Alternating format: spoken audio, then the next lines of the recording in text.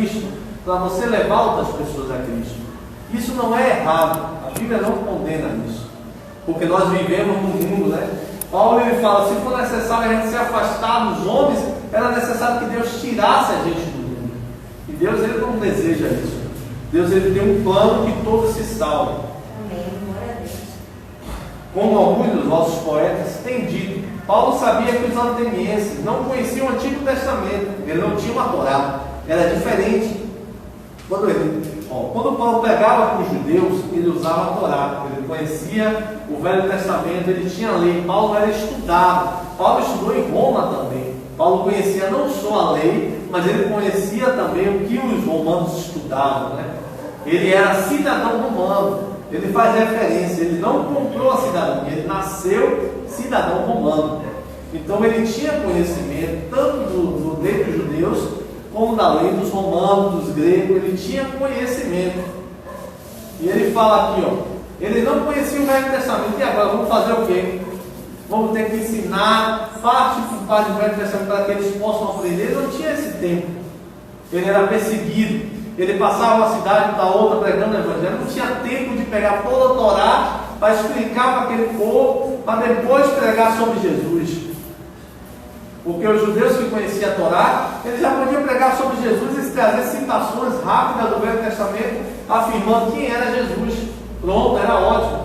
Mas para quem não conhecia, os gentios, esse foi a maior, talvez uma grande dificuldade, né, de se pregar o Evangelho. Por isso que Deus desperta Paulo, que Paulo tinha um conhecimento vasto. Deus usa ele de forma poderosa para pregar o Evangelho para os gentios. Você vê que o chamado dele, Deus ele revela a Ananias, é para ele ser uma luz para os gentios, para ele ser alguém diferente.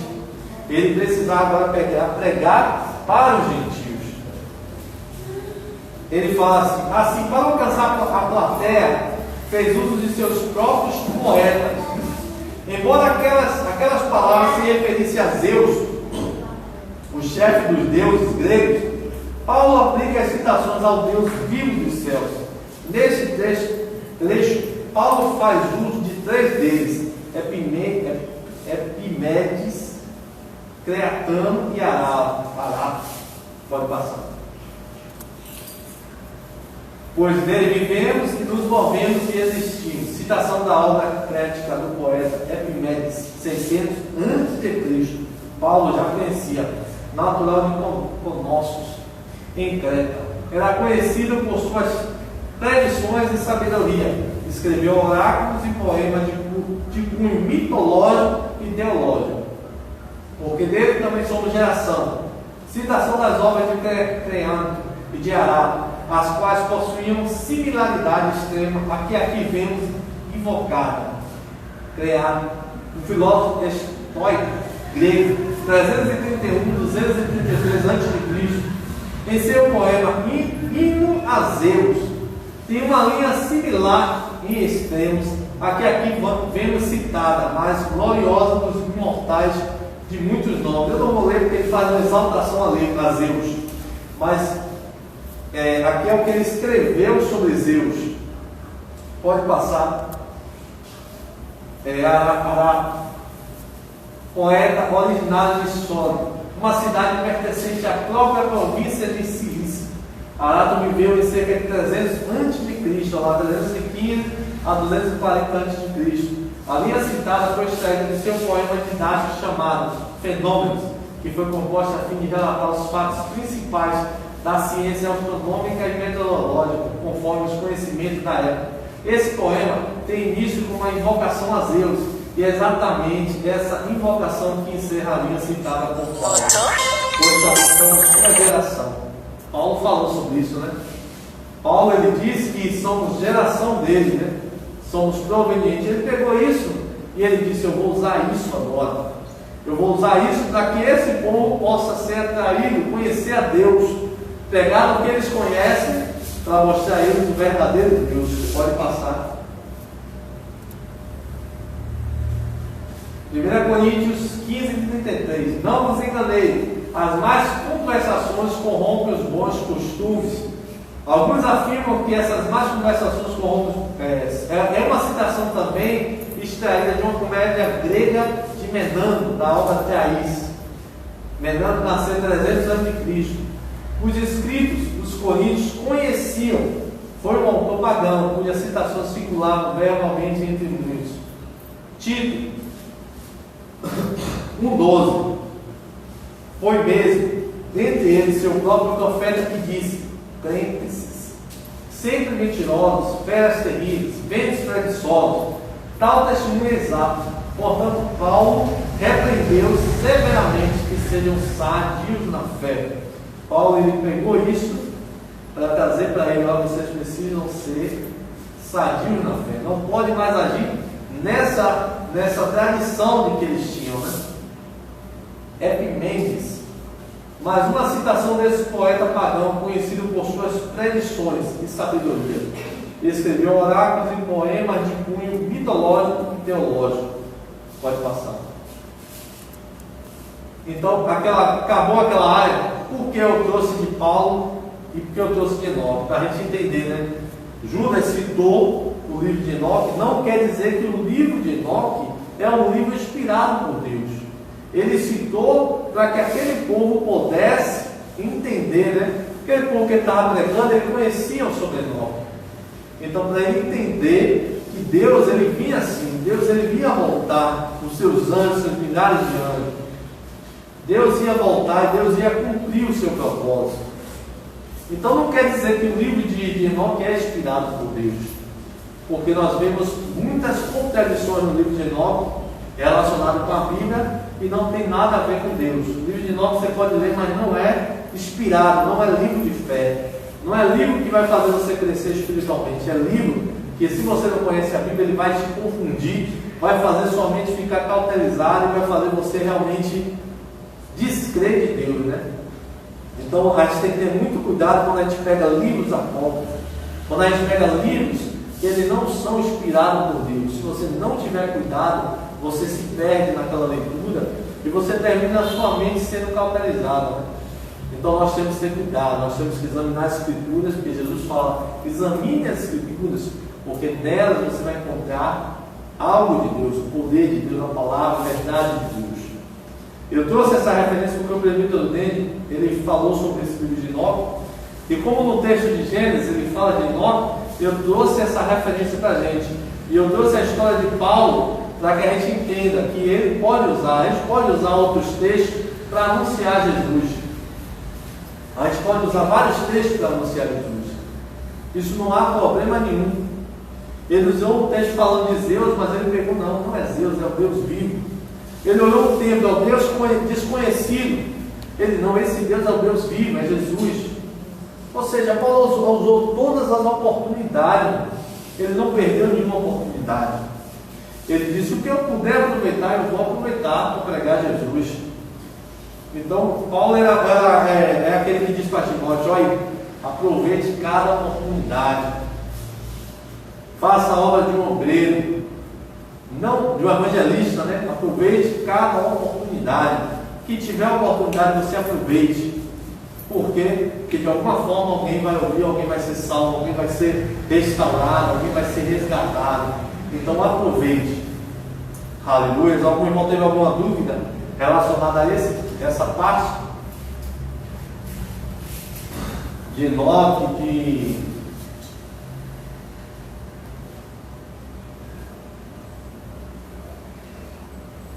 de Gênesis, da criação, né?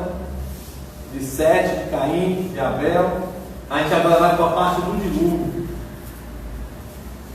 De 2348 a 1921, cerca de 427 anos. O dilúvio ocorreu provavelmente em 2348. Noé, o sobrevivente do dilúvio, era o pai do século pós-diluviano e do mundo presente. Embora sendo da 10ª geração depois de Adão, ele nasceu 14 anos depois da morte de Sete, bem próximo, né, do filho de Adão, Noé. A gente acha que Noé é distante, mas ele nasceu bem próximo do filho de Adão, Sete, o piedoso filho de Adão, que deu nome à linhagem piedosa.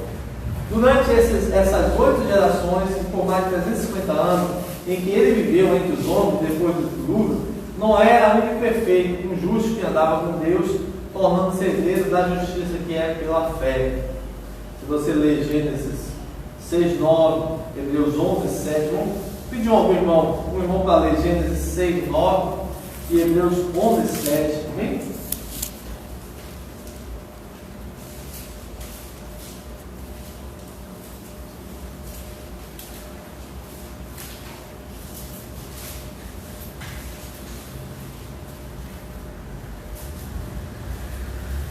Aleluia. Gênesis 6, 9 e Hebreus 11, 7.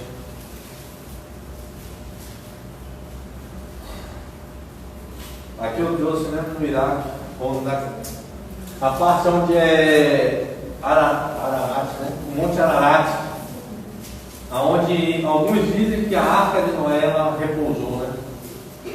Gênesis 6, 9. Estas são as gerações de Noé. Noé era homem justo e perfeito em suas gerações. Noé andava com Deus. Hebreus 11, 7.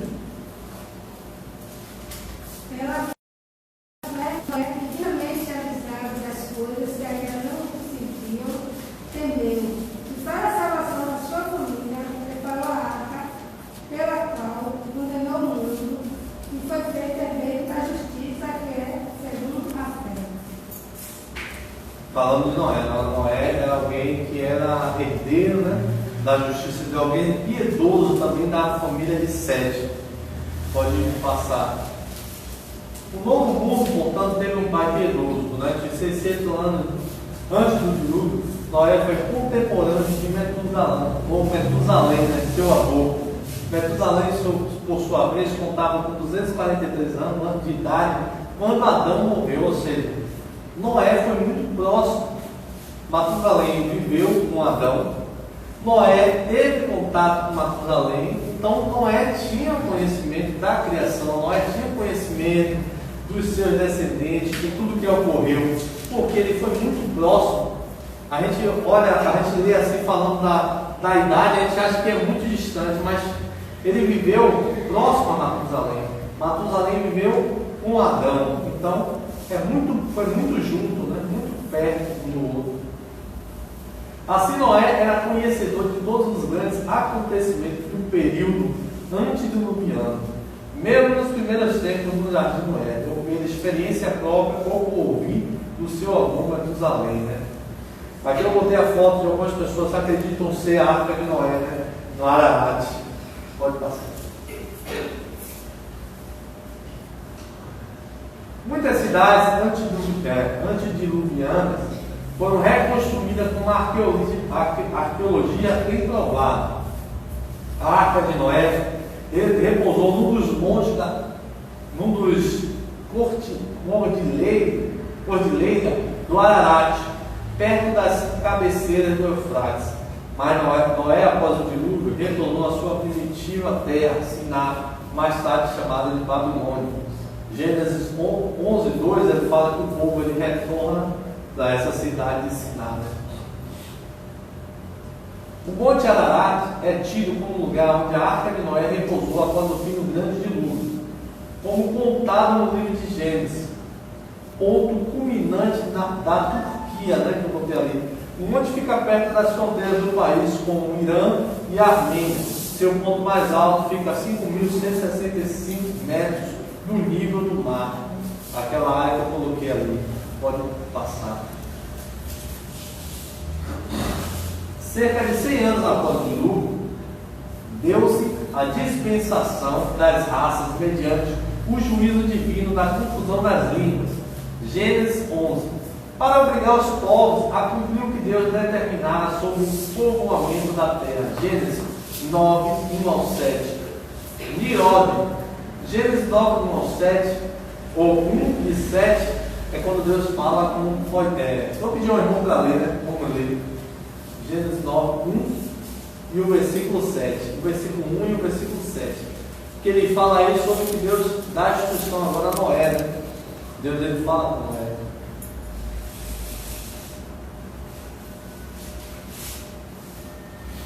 Gênesis 9, versículo 1. E abençoou Deus a Noé a seus filhos, disse-lhe: frutificai e multiplicai-vos, e enchei a terra. E o temor de vós e o pavor de vós virão sobre todo o animal da terra e sobre toda a árvore do céu, tudo que se mover sobre a terra, e todos os peixes do mar, nas vossas mãos são entregues. Todo quanto se move, que é vivente, será para vosso mantimento. Vos tenho dado com a erva verde, a carne, porém, com sua vida, isso é, com seu sangue não comerás. Certamente requerereis o vosso sangue, o sangue das vossas vidas, da mão do animal o requererei, como também da mão do homem, e da mão do irmão de cada requererei a vida do homem. Quem derramar o sangue do homem, pelo homem, o seu sangue será derramado, porque Deus fez o homem conforme a sua imagem. Mas vós frutificai e multiplicai-vos, povoai abundantemente a terra e multiplicai-vos nela. É interessante que ele fala, né? Ele dá agora umas novas instruções a Moisés, a Noé. Como ele falou com Adão, né? Para Adão ali naquela terra, ele ia cuidar dos animais, ia dar nome. Agora ele fala para Noé: você também, agora você vai dominar sobre os animais, você vai dominar sobre tudo, né? E você vai povoar a terra. Só que teve um homem chamado Pirode, da descendência de Caim, contrariando o plano divino, constituiu uma federação de cidades-reinos, tornando-se assim o fundador do imperialismo, o primeiro homem, né? Era assim o plano de Satanás para neutralizar a ordem divina. Segundo o Antigo Testamento, Gênesis 11, do 1 ao 9, fala da história da Torre de Babel. Eu trouxe aquela figura da Torre de Babel, mas a Bíblia não descreve como era a Torre de Babel. Algumas pessoas acham que era dessa forma. Por quê? Lá na frente a gente vai falar. Torre construída na Babilônia pelo descendente de Noé, com a intenção de eternizar seus nomes. A decisão era fazê-la tão alta que alcançasse o céu. Essa soberba provocou a ira de Deus, que para castigá-los confundiu as línguas e os espalhou por toda a terra. Pode passar. A palavra torre em hebraico é Migdol, que quer dizer torre de vigia. A palavra Babel, derivada da origem de Babel, quer dizer portão de Deus. Uma outra curiosidade a respeito da palavra Babel é que na raiz da derivação dessa palavra está Baal, que quer dizer confusão, mistura. Confusão, mistura. Na Bíblia, curiosamente, não aparece a expressão Torre de Babel. É usada de maneira popular para fazer menção à torre da cidade de Babel. Mas o verdadeiro significado, tanto da torre como da cidade de Babel, é que ambas representam a missão humana desde os primórdios da civilização. A mensagem que destacamos ao analisar esse episódio é o fato da Torre de Babel ser o cenário do juízo do Senhor para aquele povo, ao mudar e confundir a questão das línguas, iniciando assim a dispensação do povo por várias regiões geográficas e, como consequência, surgimento de várias culturas e vários idiomas.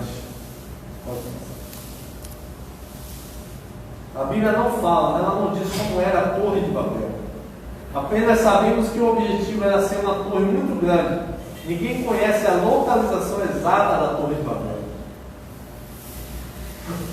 Outras torres que foram construídas muito tempo depois nessa região tinham uma forma de pirâmide, com torres cada vez mais pequenas construídas umas sobre as outras. Essas estruturas são chamadas zigurantes.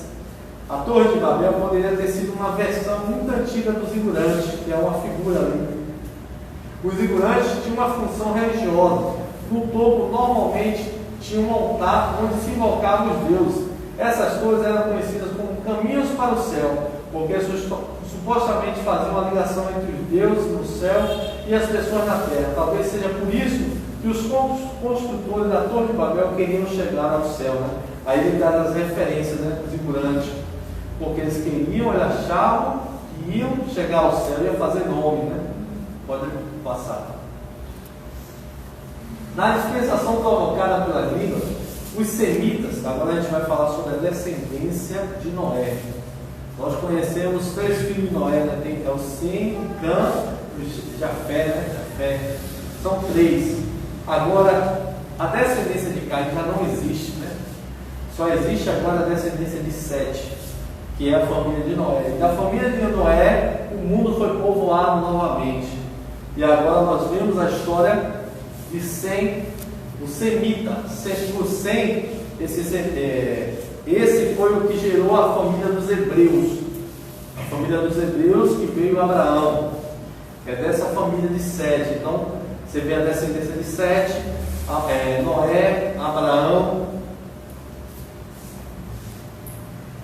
Na dispensação provocada pelas línguas, os semitas, descendentes de Noé, fixados-se nos vales do Tigre, Eufrates e regiões próximas do leste da Ásia. Dos semitas surgiram grandes civilizações como os elamitas, os assírios, os caldeus, os arameus ou os sírios. Estes depois mesclaram-se com os poderosos Intânia, os árabes e os hebreus. A esta altura dos fatos, é oportuno observar que antes da dispensação das raças, Noé, tomado de espírito profético, descreveu de antemão o futuro das 3 grandes raças troncos originais, isto é, semitas, camitas e jafetitas. Quem pode ler Gênesis 9, do 25 até o 27? A tal profecia vem cumprindo-se admiravelmente através dos séculos.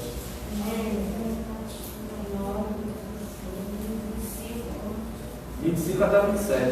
E diz: maldito seja Canaã, servo dos céus, seja aos seus irmãos. E diz: bendito seja o Senhor, Deus de sempre, e seja-lhe Canaã o céu. Alargue Deus a Jafé, e habite nas tendas de Sião, e seja-lhe Canaã o céu. Interessante que você vai entender agora, né? Essa parte é boa porque você começa a entender, ó. Canaã é Cão, Cão foi amaldiçoado. Sem, quem é Sem? Israel. Israel toma Canaã, ou seja, ele diz o quê? Que esse Cã, a família de Cã ia ser tomada, ia ser escrava, ia ser serva de Jafé e de Sem. E a gente vê na história, né, que a família de Sem, ela toma Canaã na história de Josué, ela toma aquela terra de Canaã. É interessante quando você conhece essa história, você começa a associar, você entende, né, que veio uma maldição para eles, por causa de que o filho de Noé, ele viu a nudez do pai, né? Ele não quis esconder a nudez. Quem conhece a história da Bíblia fala que Noé ele bebeu, se embriagou e ficou nu. E esse filho mais novo, chamado Cã, ele foi lá e viu a nudez do pai. Ele não se atentou em que ele cobriu o pai. Ele viu e foi chamar os irmãos. Mas não sabe se foi dar risada, o que ele foi fazer. Os irmãos atenciosos, o Jefé e o Sem, eles chegaram de costas, meu irmão. Eles pegaram uma roupa, um aqui, o outro aqui, botou sobre os seus ombros de costas e foram para cobrir o pai. E aí cobriu o pai para não ver a nudez do pai. Foi totalmente diferente. Então o pai, quando ele se levanta, ele conhece a história, ele lança essa palavra de maldição sobre a descendência de Cã. E aí nós conhecemos que Cã, ele perde tudo, né? Você vê que toda a descendência dele é dominada. Você vai ver que a gente vai falar aqui sobre isso. Essa altura dos fatos é importante. O nome Hebreus, é bom a gente lembrar sobre isso, porque essa é a geração dos hebreus, dos semitas, né? Os hebreus vieram deles. O nome Hebreus vem do hebraico, Ibrim, que significa povo do outro lado do rio. O livro de Gênesis, capítulo 10, a partir do versículo 21, diz que Noé gerou a Sem. Este gerou Arfaxade, que gerou Salá, que gerou Eber. Este gerou a Peleg, que gerou Hel, que gerou Serug, que gerou Naor, que gerou Tera, que então gerou Abraão. que significa pai exaltado. Mais tarde, teve seu nome mudado para Abraão, que significa pai de muitas nações, sendo este considerado patriarca do povo de Israel. Segundo essa profecia, o papel do semita seria mais religioso do que secular. E habite ele nas tendas de Sem, versículo 27, a irmã leu. Cumpriu-se de modo cabal em Cristo, segundo Mateus 1:1 e Hebreus 7:12. Quem pode ler Mateus 1:1 e Hebreus 7:12? A gente já está perto de terminar, já vai dar 10 horas. Aí a gente vai finalizar a semana que vem.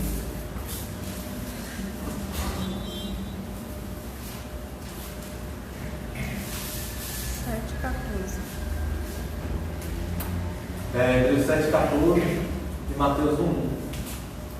O livro da geração de Jesus Cristo, filho de Davi, filho de Abraão. Só um versículo? Só um versículo. Tem Mateus 1:1 e Hebreus 7:14. Só para falar da descendência. 7:14, Hebreus, visto-se manifesto que nosso Senhor procedeu de estudar e, concretamente, a essa tribo, nunca Moisés falou de sacerdócio. Olha o que ele está falando, Judá, né? Judá era da descendência de Sem. A descendência de Sem, ele fala aqui que a descendência de Jefé habite nas tendas de Sem. Então o que ele está dizendo? Que a descendência de Jefé é outro filho, outro filho de Noé, ele seria abençoado pela família de Sem. Ele ia habitar nas tendas. Aí ele vai explicar. Além de a bênção de Noé significar a amplitude de seus domínios, também possui essencialmente um significado religioso. No Novo Testamento podemos notar claramente o significado dessa bênção, como descendentes de Jafé, entrando nas tendas de Sem, uma referência ao Evangelho se propagando ao redor do mundo. Isso significa que o Evangelho que foi revelado entre os descendentes de Sem, judeus, foi escrito em grego, pregado aos gentios pelo apóstolo Paulo, desde a Ásia Menor, Macedônia, Grécia até chegar a Roma, e por fim se espalhou por todo o mundo oriental, alcançando também, posteriormente, todo o Ocidente, fazendo habitar um número incontável do povo de Jafé nas tendas de Sem. Ou seja, se ampliou, não era só os judeus, né? Porque a princípio a promessa era para os judeus, mas depois em Cristo se ampliou para todas as nações. Pode passar. Os camitas, esse foi a descendência dos que foram amaldiçoados, né? Descendentes de Cam, ocuparam a Arábia Meridional, o leste da Mediterrâneo, o sul do Eufrates e o leste da Ásia. Ocuparam também a África. A princípio, os camitas evoluíram muito, deram origem a povos admiráveis que hoje orgulham sua história, como os egípcios, os babilônios primitivos, os turânicos, povos da Ásia Central, os sumérios, os britânicos, os hititas, os amorreus e os hindus primitivos. Os hititas e os amorreus foram os povos mais poderosos que existiram. A história dos hititas está sendo desenterrada agora pela paz do arqueólogo. Os não menos importantes fenícios da Ásia foram camitas, inclusive o reino da Acádia, na terra de Siná. Olha, agora o reverso da história. Os primitivos babilônios camitas foram subjugados pelos semitas e afetitas. Os egípcios foram vencidos pelos Ixons e depois duramente castigados com as pragas, né, que a gente lembra, pragas contra Faraó e o Egito. Canaã foi conquistada pelos hebreus sob Josué. Os notáveis fenícios, especialmente os cartados, foram derrotados pelos romanos, jafetitas. Todos os demais povos originários de Canaã foram vencidos ou absorvidos pelos semitas e jafetitas, restando presentemente em grande escala apenas a África e também grande parte dos povos da Ásia Oriental é originariamente camita. Pode passar. Vejamos agora os jafetitas. Conforme a profecia, Jafé seria engrandecido. E assim vem acontecendo através dos séculos, como lá no espaço da Ásia, originando as raças arianas e indianas, as quais procederam do Cáucaso, os persas, onde procedem os atuais iranianos e os medos, povoaram o ocidente, isto é, a Europa, compreendendo os gregos, os celtas, os ibéricos, os germanos e os russos. De conformidade com a profecia mencionada inicialmente, desenvolveram as artes, ciência e a indústria. São atualmente os detentores da cultura mundial. Os povos americanos descendem deles. Não há região do globo onde os jafetistas não dominem ou não influam de uma maneira ou de outra. Este ligeiro exemplo é um tesouro de história bíblica, como acabamos de ver. E como livro de história, a Bíblia não tem comparação. Se não fosse a Bíblia, estaríamos muito longe dos fatos atuais, que são o orgulho da civilização moderna. Vamos até aí, né? Até o Jafetis também. Por que eu trouxe a história dele, né? Porque daí você vai entender um pouco da história depois, que fala sobre Moisés, que fala sobre o povo de Israel, fala sobre aquela luta, né? Os filisteus, aqueles homens que ficaram lutando contra o povo de Israel, aquela terra de Canaã que Josué conseguiu dominar. Então a gente vê, depois a gente vai ver a história de Abraão, né? José, Abraão, Jacó, depois a gente vai para Moisés. Então é bom a gente entender essa parte para depois a gente ir para outra. Eu sei que eu vou fazer resumos rápidos da história, porque depois a gente vai entrar numa parte dos reis, que eu acho que é uma parte maior também, que fala sobre os reis de Judá, os reis de Israel, a divisão do reino, e depois o cativeiro de Babilônia. Mas essa parte é uma introdução, né, para a gente entender também lá na frente, quando a gente entrar no Novo Testamento. Porque o foco maior é a história do cristianismo, né? Mas como eu falei, para a gente falar da história do cristianismo, a gente precisa falar da história dos judeus, que é importante. Amém? Convidar os irmãos a colocar de pé, vamos estar orando.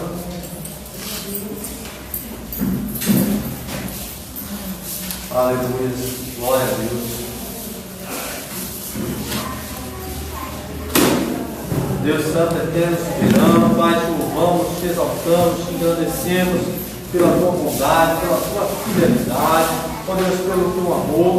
Ó Deus, continua abençoando a tua obra, a tua igreja, continua fortalecendo o teu povo. Ó Deus, derruba todo o levante do inimigo, derruba toda a seta do inimigo. Ó Deus, nos ajuda para ter sabedoria, conhecimento do Senhor, entendimento, para pregar o teu reino, para anunciar a tua verdade. Ó Deus, que através desse estudo, Pai, que a gente venha aprender mais e mais de Ti, que a gente venha crescer mais e mais no conhecimento do Senhor. Em nome de Jesus, abençoe os teus céus, fortalece a tua igreja, sustenta poderosamente, Pai. Em nome de Jesus, repreende todo o levante do inimigo, Pai. Cremos na tua palavra, Pai, e cremos que somos mais do que vencedores, Pai. Cremos na promessa que o Senhor fez para nós lá no Velho Testamento, Pai. Oh Deus, cremos que hoje se cumpriu, Pai. Oh Deus, e nós estamos aqui por causa do Senhor, por causa do teu sacrifício que Jesus se doou na cruz por nós.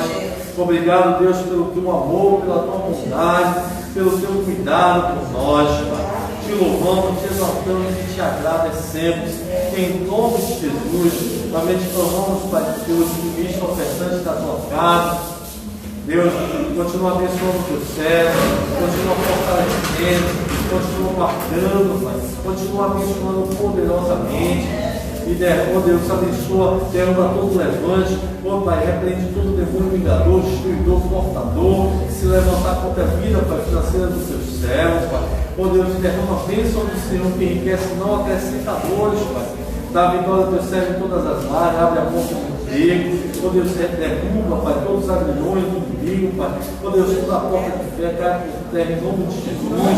O teu servo vai conquistar a vitória, Pai. É o que nós pedimos, te louvamos, te exaltamos e te agradecemos em nome de Jesus.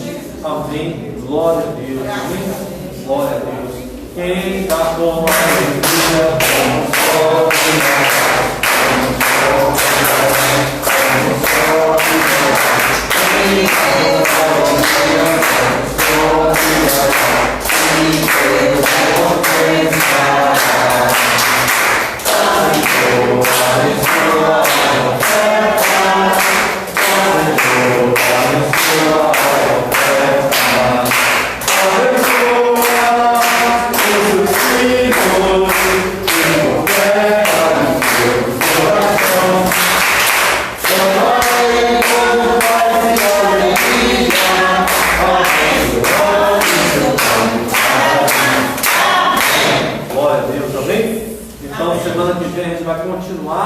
E a gente vai entrar na história de Abraão, amém? Assim eu passo a palavra, pastor, nessa hora. Glória a Deus. Louvado seja Deus, santo é o nome de Deus.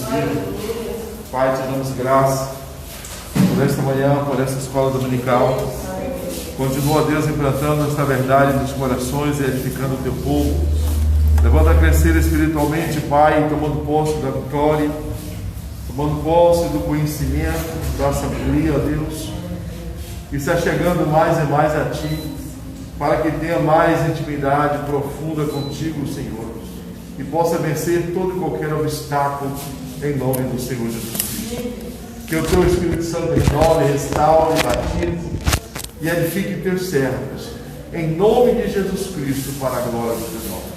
Pai, dá ao teu povo em paz aos seus lares, em nome de Jesus. Que o poder de Deus, a paz do Senhor Jesus Cristo, a consolação do Espírito Santo, permaneça sobre vós, desde agora e para todos sempre. Amém e amém. Graças a Deus. De noite tem mais.